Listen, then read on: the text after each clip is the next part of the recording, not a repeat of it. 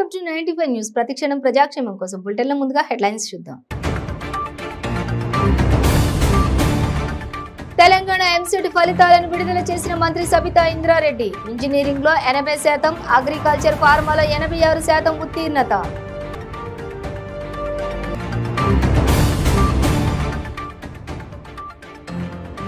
Parliament భవనాన్ని ప్రధానమంత్రి ప్రారంభించడం రాజ్యాంగ విరుద్ధం. మోడీ ప్రారంభించడాన్ని వ్యతిరేకించిన ఎంపీ ఉత్తమ్ కుమార్ రెడ్డి.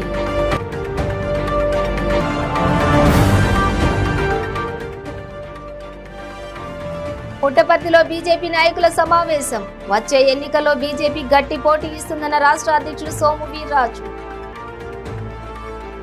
భారతీయ Janata party MP GVL Narasimha Rao సంచలన కామెంట్స్ చేశారు. వైసీపీకి చెందిన ఎంపీ అవినాష్ రెడ్డి అరెస్టు వ్యవహారంపై స్పందించారు. ఎంపీ అరెస్టుపై ఎక్కువగా ఆలోచించాల్సిన అవసరం లేదన్నారు. రాష్ట్రంలో 1,00,000 సమస్యలు ఉన్నాయని, ముందుగా వాటి గురించి ఆలోచించాల్సిన అవసరం ఉందన్నారు.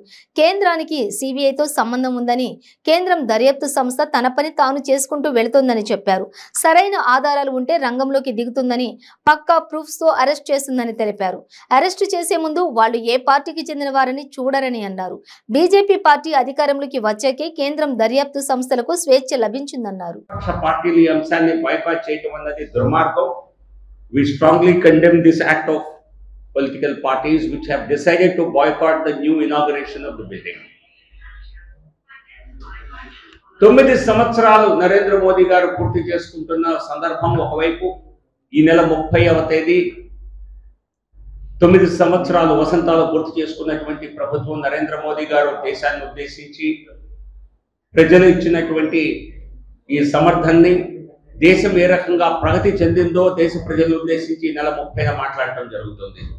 అంతకు ముందుగా మే 28న ఈ ఆదివారాన్ని వారి 101 మన్ కీ బాత్ ఎపిసోడ్ టెలికాస్ట్ అవ్వడం జరుగుతుంది. దానిలో ప్రత్యేకంగా విశాఖపట్నం నుంచి పెద్ద సంఖ్యలో కార్యకర్తలు, పెద్ద సంఖ్యలో ప్రజలు పాల్గొని, ముఖ్యంగా బీసీ వర్గాలకు చెందిన ప్రజలు ఇందులో పాల్గొని డైరెక్ట్ గా ప్రధానమంత్రి నరేంద్ర మోదీ గారితో కూడా సంభాషించేటువంటి అవకాశం ఈ నెల 38న విశాఖపట్నానికి రానుంది.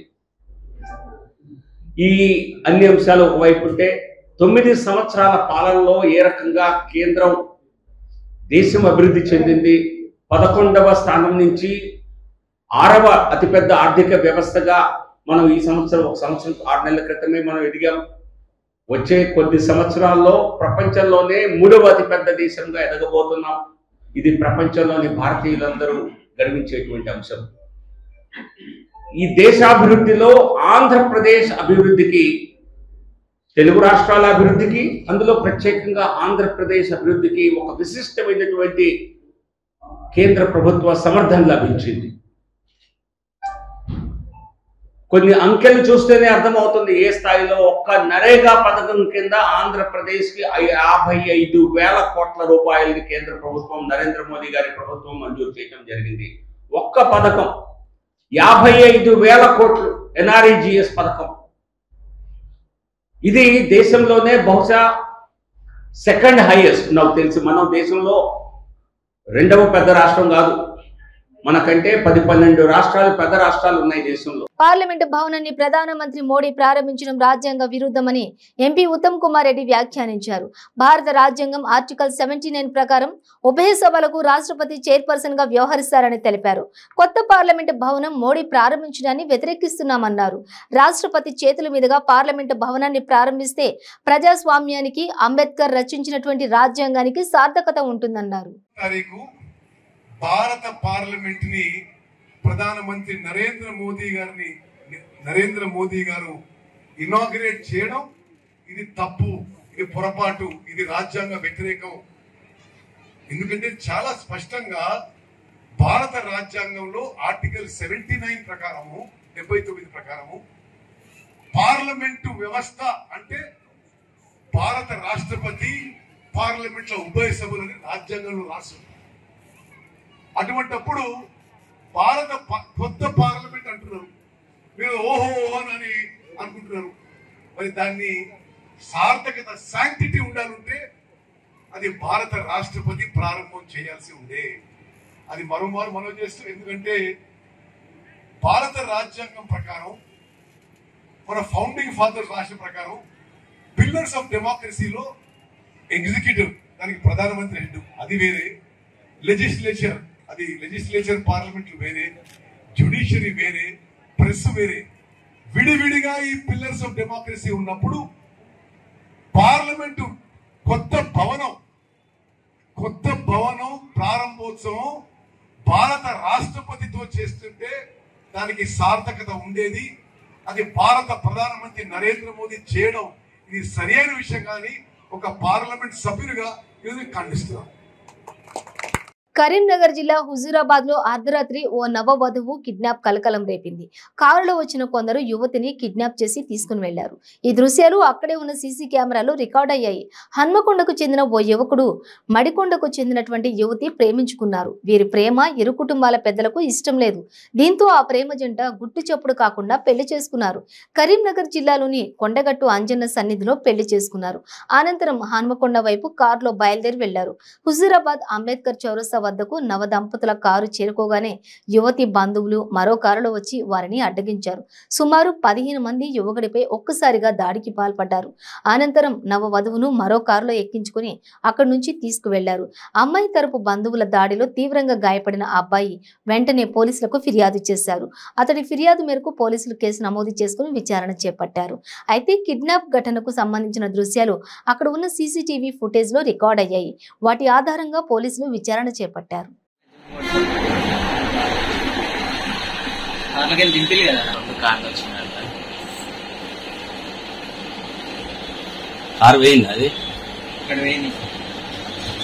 ఇంకొకటి ఎక్కించుకోపోయింది ఉండాలి అంటే వాళ్ళని దించేది ఒకటి వేయింది.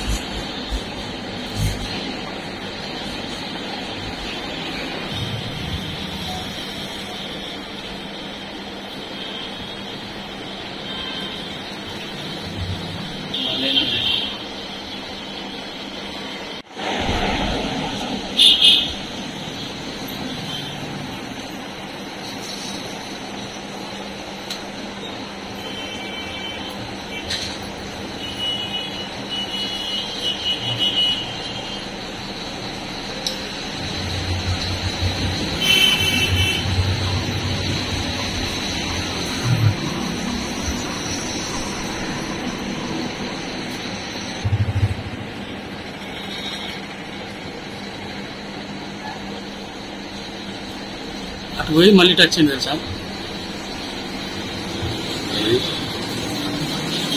బెలూన్ కారు ఉన్నారు.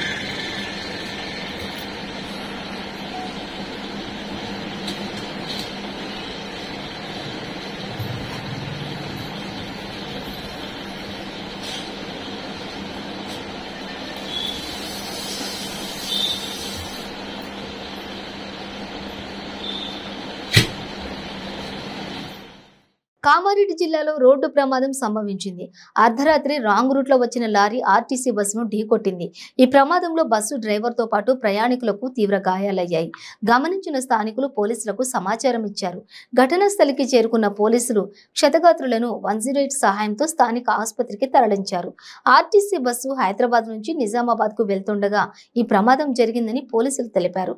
లారీ రాంగ్ రూట్ లో రావడం వల్ల ఈ ఘటన చోటు చేసుకున్నట్లు పోలీసులు తెలిపారు. దీనిపై కేసు నమోదు చేసుకున్న పోలీసులు లారీని సీజ్ చేసి పరారీలో ఉన్న లారీ డ్రైవర్ కోసం గాలిస్తున్నారు.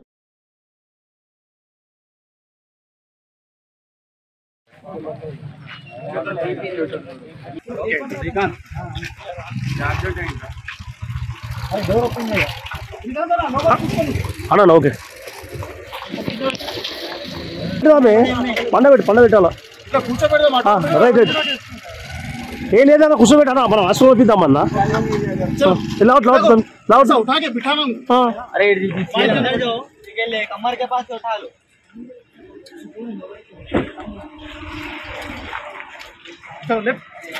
इधर इधर ऐसा देखो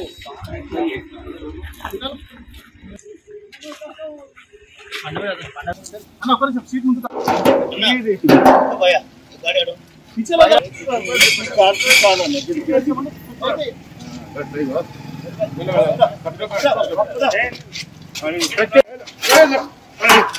बेटी लेबो बाबा लेबो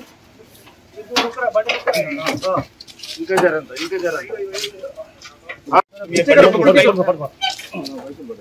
चल इधर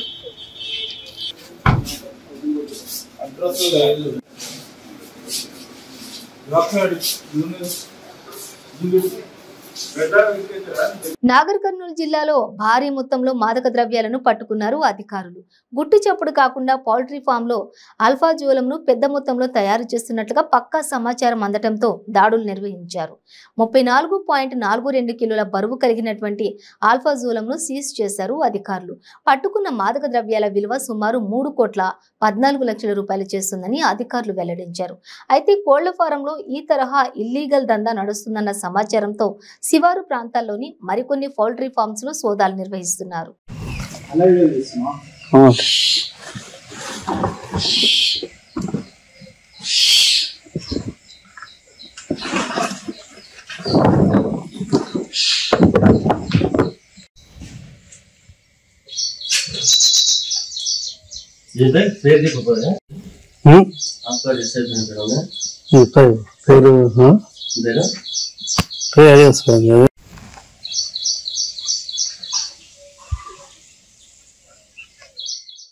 తిరుమల తిరుపతి ఘాట్ రోడ్ లో జరిగిన బస్సు ప్రమాదంపై విచారణ జరిపి నివేదిక ఇవ్వాలని టీటీడీ చైర్మన్ వైవి సుబ్బారెడ్డి అధికారులను ఆదేశించారు. డౌన్ ఘాట్ రోడ్ లో కూడా కాంక్రీట్ తో రిటైనింగ్ వాల్ నిర్మాణానికి చర్యలు తీసుకోవాలని అధికారులకు సూచించారు. ఘాట్ రోడ్ లో బస్సు ప్రమాదం జరిగిన ప్రాంతాన్ని చైర్మన్ సుబ్బారెడ్డి పరిశీలించారు. ప్రమాదం జరిగిన తీరు, ఇందుకు దారితీసిన కారణాలు ఏమై ఉండొచ్చు అనే అంశాలపై ఆయన అధికారులతో చర్చించారు. ఈ సందర్భంగా సుబ్బారెడ్డి మీడియాతో మాట్లాడారు. బస్సులో సాంకేతిక ఇబ్బందులేమీ లేవని ఓలెగ్రా సంస్థ ప్రతినిధులు ఆర్టీసీ అధికారులు సమాచారం ఇచ్చారన్నారు. అతివేగం లేదా డ్రైవర్ నిర్లక్ష్యం ప్రమాదానికి గల కారణమై ఉండొచ్చని, దీనిపై విచారణ జరపాలని అధికారులను ఆదేశించామని చెప్పారు.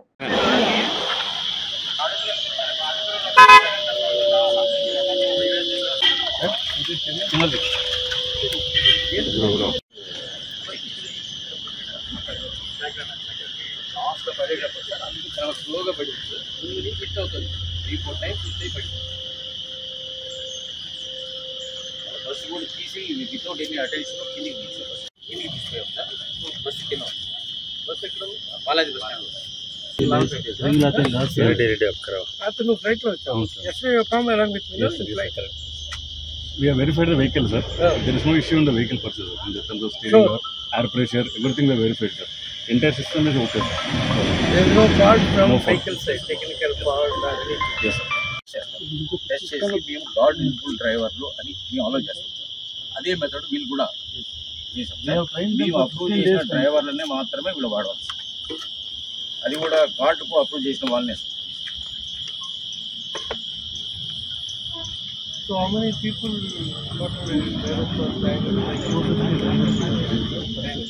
లాస్ట్ కమిటీ చెక్ చేసి ఇన్స్పెక్ట్ చేసిన తర్వాత వాళ్ళు కమిటీ వాళ్ళు ఓకే అన్న తర్వాత మళ్ళీ మేము పర్మిషన్ ఇస్తాం సార్ డిపో మేనేజర్కి. ఆ లిస్ట్లో ఉండే వాళ్ళు మాత్రం పోతున్నారు. పడిపోయి బస్సు పక్క పడిపోతుంది.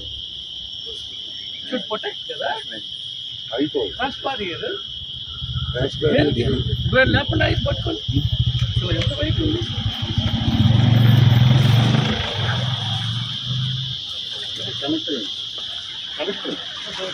బట్ వాట్ ఇస్ డు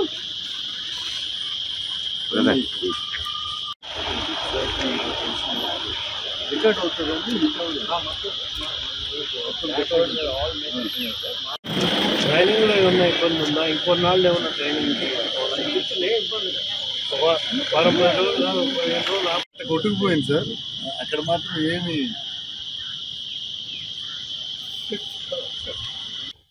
ఓం నమో వెంకటేశాయ. నిన్న తిరుమల నుంచి తిరుపతికి వెళ్ళే బస్సు, ఎలక్ట్రిక్ బస్సు యాక్సిడెంట్ జరిగిన ప్రాంతంలో ఇప్పుడు మనం ఇన్స్పెక్షన్కి రావడం జరిగింది. నిన్న జరిగిన యాక్సిడెంట్ ప్రధాన కారణం ఏంటి, యాక్సిడెంట్ జరగడానికి ఏ కారణాల వల్ల యాక్సిడెంట్ జరిగింది, యాక్సిడెంట్ తర్వాత బస్సు తిరగబట్టడానికి అప్సెట్ కావటానికి కారణం అనే దానిపై ప్రత్యేకంగా అధ్యయనం చేయటం జరిగింది. ముఖ్యంగా నిన్న జరిగిన యాక్సిడెంట్లో భక్తులకి ఎవరికి ఎటువంటి ప్రమాదం లేకుండా చిన్న మైనర్ ఇంజరీస్, అది కూడా 5గురికో 6గురికో మైనర్ ఇంజరీస్తో బయటపడటం నిజంగా కలియుగ ప్రత్యక్ష దైవ వెంకటేశ్వర స్వామి దయవల్లే ఎవరికి ఎటువంటి ఆపద లేకుండా విపత్తు నుంచి బయటపడినారు. సుమారు 29 మంది ప్రయాణికులు బస్సులో ఉంటే. కానీ ఇటువంటి సంఘటన మళ్ళా పునరావృతం కాకుండా భక్తుల్ని క్షేమంగా కొండపై నుంచి కిందకి తీసుకొచ్చే విధంగా ఏ విధంగా చర్యలు తీసుకోవాలి ఆయనపై ఇప్పుడే ఆర్టీసీ అధికారులతో, ఈ ఎలక్ట్రిక్ బస్సులు సప్లై చేసిన కంపెనీ వాళ్ళతో కూడా చర్చించడం జరిగింది. బస్సు టెక్నికల్గా అన్ని విధాలా ఫిట్గానే ఉంది. బస్సులో టెక్నికల్గా ఎటువంటి ప్రాబ్లము లేదు అని కంపెనీ వాళ్ళు, ఆర్టీసీ వాళ్ళు కూడా ఇద్దరు చెప్పడం జరుగుతుంది. ఇది కేవలం ప్రమాదం జరగటానికి కారణం ఓవర్ స్పీడ్ అన్నా అయి ఉండాలి, లేదా డ్రైవర్ కంట్రోల్ చేయలేకపోవటానికైనా అయి ఉండాలి.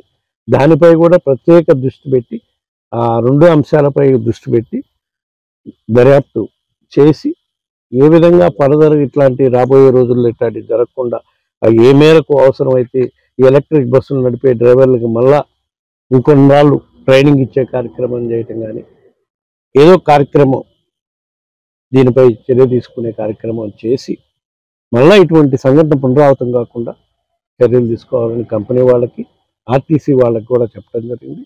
అదేవిధంగా టీటీడీ తరఫు నుంచి కూడా ఈ ఘాట్ రోడ్లో దిగేటప్పుడు వెహికల్స్ అన్నిటికి కూడా సైడ్ క్రాస్ బార్స్, రిటైనింగ్ వాళ్ళు, సేఫ్టీ వాళ్ళు, క్రాస్ బార్స్ వాళ్ళు 2 ఉండేవి. ఈ మధ్య కాలంలోనే 2 సంవత్సరాల కిందటే ఘాట్ రోడ్ 2లో రిటైనింగ్ వాళ్ళు మొత్తం కాంక్రీట్తో చేయటం జరిగింది. ఇది కూడా ఈ ఘాట్ రోడ్లో కూడా క్రాస్ బార్తో పాటు రిటైనింగ్ వాళ్ళు, మామూలు వాళ్ళు ఉండటం వల్లే వాళ్ళు పడిపోయి బస్సు లోయలో పడే పరిస్థితి వచ్చింది. కాబట్టి ఇక్కడ కూడా టోటల్గా కాంక్రీట్ వాల్ నిర్మాణం చేయడానికి ఏ మేరకు అవసరమో ఆ మేరకు ఎస్టిమేట్ తయారు చేయించాలని అధికారులతో చెప్పడం జరిగింది. తప్పకుండా భక్తులకి ప్రమాదాలు జరగకుండా, భక్తులకు ఎటువంటి ఇబ్బంది లేకుండా ఎటువంటి చర్యలు తీసుకోవడానికైనా తిరుమల తిరుపతి దేవస్థానం అన్ని ఏర్పాట్లు చేస్తుందని చెప్పి సందర్భంగా తెలియదు. పుట్టపర్తిలోని బీజేపీ నాయకుల సమావేశం జరిగింది. ఈ సభకు ముఖ్య అతిథిగా బీజేపీ ఏపీ రాష్ట్ర అధ్యక్షులు సోము వీర్రాజు, కార్యకర్తలు, పెద్దలు పాల్గొన్నారు. ఈ సభలో సోము వీర్రాజు మాట్లాడుతూ వచ్చే ఎన్నికల్లో బీజేపీ గట్టి పోటీ ఇస్తుందని, అదేవిధంగా ముందుకు పోవాలని కార్యకర్తలకు పిలుపునిచ్చారు.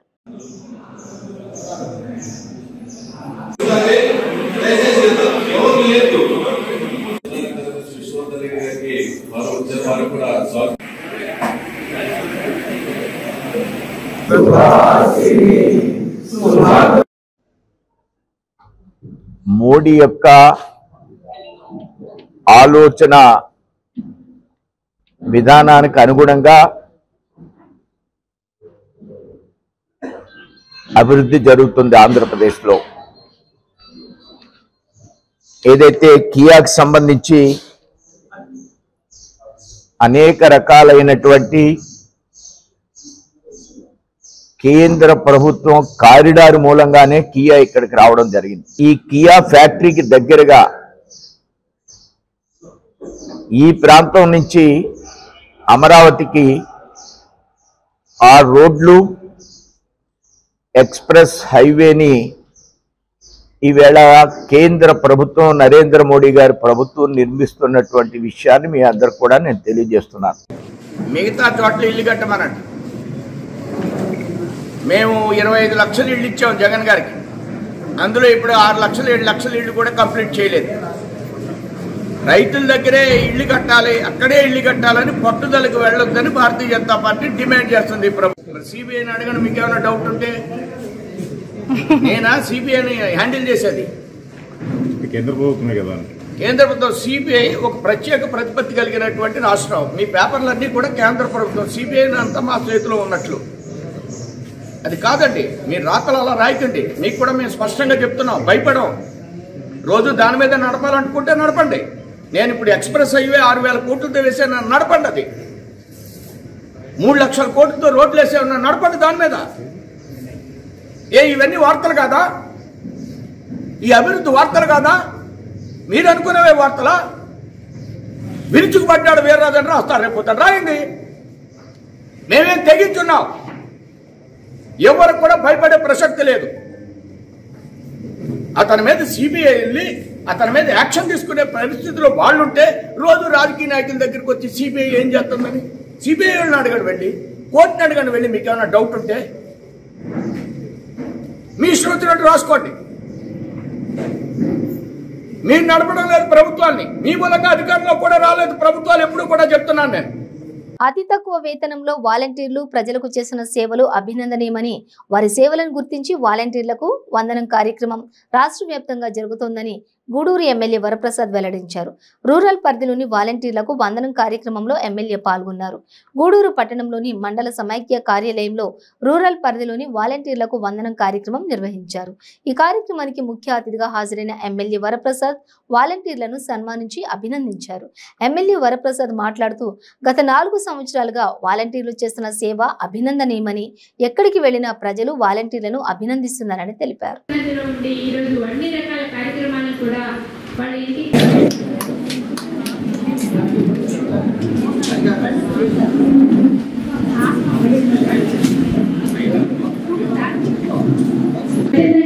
మరి మీరు ముందుకు వచ్చి ప్రజల సేవలు అందిస్తారనేటువంటి దానిలో భాగంగా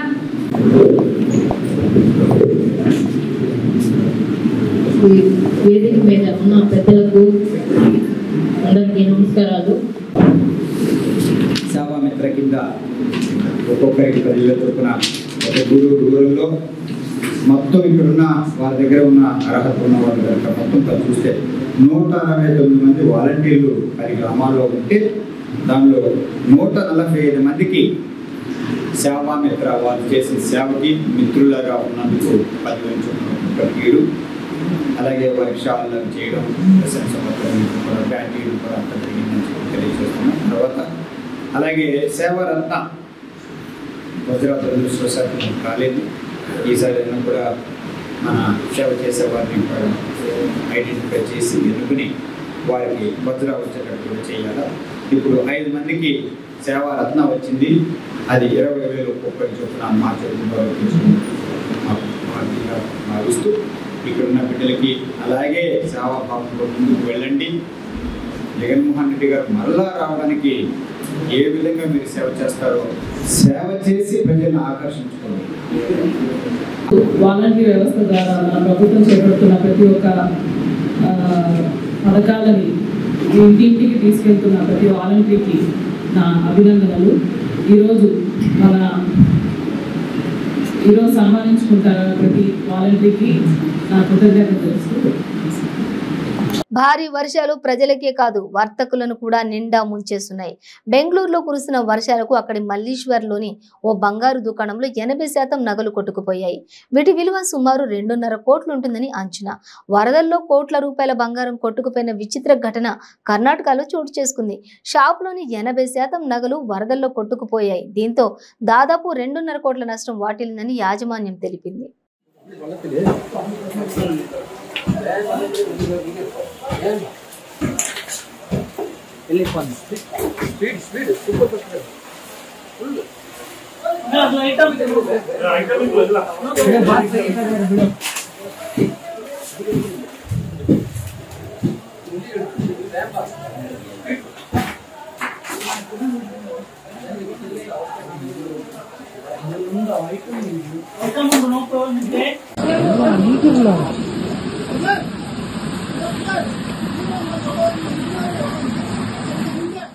సంగారెడ్డి జిల్లా పటాన్చెరు మండలంలోని పాసమేలారం గ్రామంలో ఎంపీటీసీ సర్తా సుధాకర్ గౌడ్, మండల కాంగ్రెస్ పార్టీ అధ్యక్షులు సుధాకర్ గౌడ్ ఆధ్వర్యంలో శ్రీ శ్రీ శ్రీ దుర్గాదేవి విగ్రహ ప్రతిష్టాపన కార్యక్రమం జరిగింది. ఈ కార్యక్రమంలో భాగంగా నేడు అమ్మవారికి భక్తులు బోనం సమర్పించారు.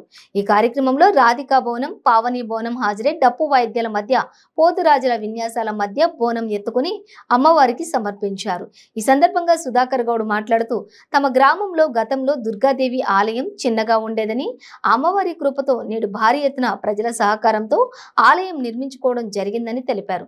ఈ కార్యక్రమంలో మాధవరెడ్డి, శ్రీనివాసరెడ్డి, శ్రీకాంత్, రాములు, గోపాల్, శంకర్, భవానీ గౌడ్, వీరేశం యాదవ్, కృష్ణ, కిషన్, రాములు, భక్తులు తదితరులు పాల్గొన్నారు.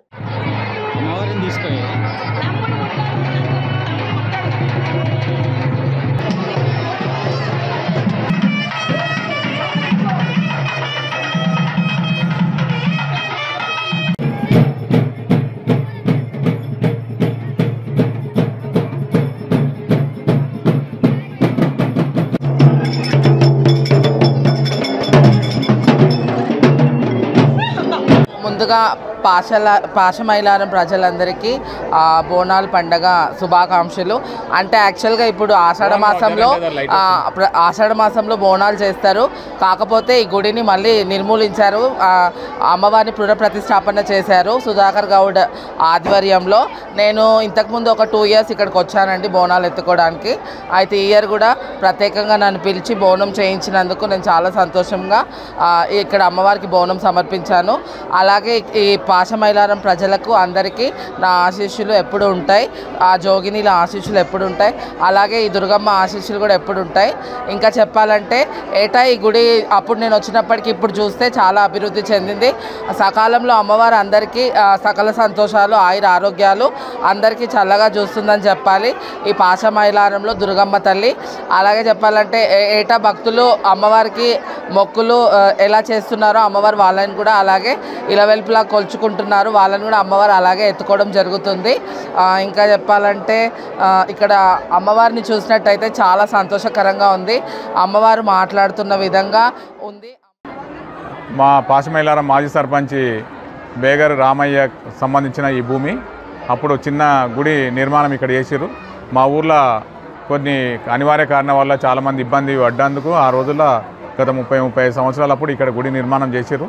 ఆ తర్వాత మా మాజీ సర్పంచ్ లింగారెడ్డి గారు ఈ భూమిని, లింగారెడ్డి చెన్నారెడ్డి భూమిని కొని ఇక్కడ ఈ భూమిని కొన్నారు వాళ్ళు. ఆ తర్వాత ఏంటంటే ఇక్కడే గుడి ఉన్నది కాబట్టి దీనిని ఎక్కువ స్థలం కావాల్సి వచ్చింది. వాళ్ళకిన ఈ ప్రత్యేక వాళ్ళ కుటుంబాలకు అందరికీ ప్రత్యేక ధన్యవాదాలు. ఎందుకంటే ఈరోజు లింగారెడ్డి లేడు, చెన్నారెడ్డి లేడు. అయినా చెన్నారెడ్డి కొడుకులు ఇద్దరు, రామచంద్రరెడ్డి, అంజిరెడ్డి, లింగారెడ్డి కొడుకు శ్రీనివాసరెడ్డి, వీళ్ళందరికీ ఈ భూమికి సహకరించినందుకు వాళ్ళకి ప్రత్యేక ధన్యవాదాలు. బులెటిన్ ముగించే ముందు హెడ్లైన్స్ మరోసారి. తెలంగాణ ఎంసెట్ ఫలితాలను విడుదల చేసిన మంత్రి సబితా ఇంద్రారెడ్డి. ఇంజనీరింగ్ లో 80%, అగ్రికల్చర్ ఫార్మాలో 86% ఉత్తీర్ణత.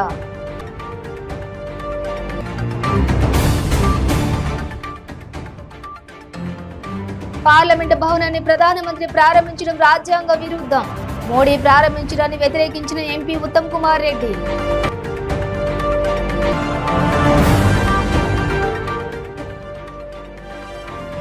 పుట్టపర్తిలో బీజేపీ నాయకుల సమావేశం. వచ్చే ఎన్నికల్లో బీజేపీ గట్టి పోటీ ఇస్తుందన్న రాష్ట్ర అధ్యక్షుడు సోము వీర్రాజు. ఇవి బులెటిన్ డీటెయిల్స్. చూస్తూనే ఉండండి 90 న్యూస్.